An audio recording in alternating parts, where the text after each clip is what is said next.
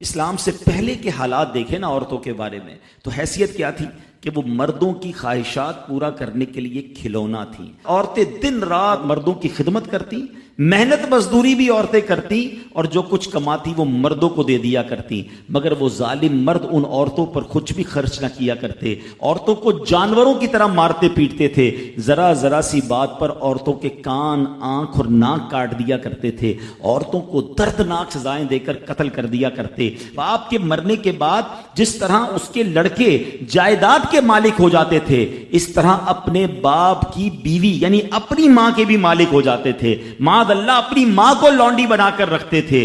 اللہ اکبر۔ عورتوں کو ان کے ماں باپ، بھائی بہن، شوہر کی میراث میں کوئی حصہ نہیں ملتا تھا۔ عورتیں کسی چیز کی مالک نہیں ہوتی تھیں۔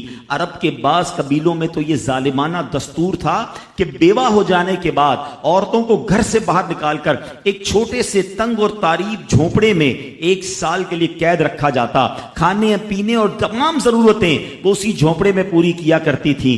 بہت سی عورتیں گھٹ گھٹ کر مر جاتی، جو زندہ رہ جاتی تو 1 سال بعد ان کے دامن میں اونٹ کی مینگنیاں ڈالی جاتی اور ان کو فورس کیا جاتا کہ کسی جانور کے بدن سے اپنے بدن کو رگڑیں، پھر اسی گندی حالت میں پورے شہر کا چکر لگایا جاتا تھا اور گویا یہ اعلان ہوتا تھا کہ اس عورت کی اب عدت ختم ہو گئی ہے۔ اللہ اکبر۔ ایسی ایسی رسمیں تھیں، ایسے رواج تھے۔ عورتیں بلبلاتی، روتی، تڑپتی، مگر ان عورتوں کے زخموں پر کوئی مرہم رکھنے والا نہیں تھا، کوئی فریاد سننے والا نہیں تھا۔ اللہ اکبر۔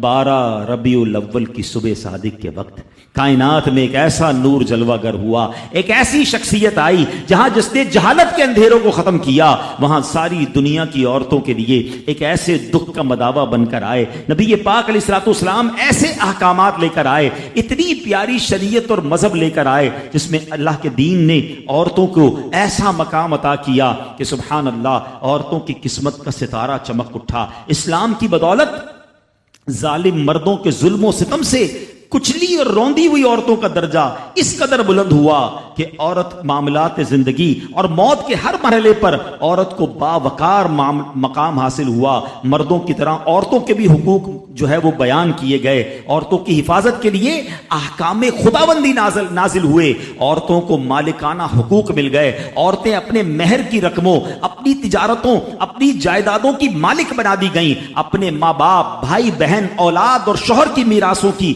وارث قرار دی گئیں۔ الغرض وہ عورتیں جو مردوں کی جوتیوں سے بھی زیادہ ذلیل و خوار تھیں، انتہائی مجبور و لاچار تھیں، وہ مردوں کے دلوں کا سکون اور ان کی گھروں کی ملکہ بن گئیں۔ چنانچہ قرآن مجید صاف صاف لفظوں میں خواتین کے، عورتوں کے حقوق بیان کرتے ہوئے ارشاد فرماتا ہے، بسم اللہ الرحمن الرحیم، خلق لکم من انفسکم ازواجا لتسکنوا الیہا وَجَعَلَ بَيْنَكُمْ مَوَدَّةً وَرَحْمَةً۔ قرآن کہتا ہے، ترجمہ کنز الایمان، تمہارے لیے تمہاری جنس سے جوڑے بنائے کہ ان سے آرام پاؤ اور تمہارے آپس میں محبت اور رحمت رکھی۔ اب کوئی مرد نہ عورتوں کو مار پیٹ سکتا ہے، نہ ان کو گھروں سے نکال سکتا ہے، اور نہ کوئی ان کے مال و اسباب یا جائیدادوں کو چھین سکتا ہے، بلکہ ہر مرد پر مذہبی طور پر عورتوں کے حقوق ادا کرنے لازم ہیں۔ اللہ اکبر۔ گویا اسلام نے ظلم کا دروازہ بند کر دیا، کبھی ماں کے روپ میں، کبھی بیٹی کے روپ میں، کبھی بہن کے روپ میں، تو کبھی زوجہ کے روپ میں۔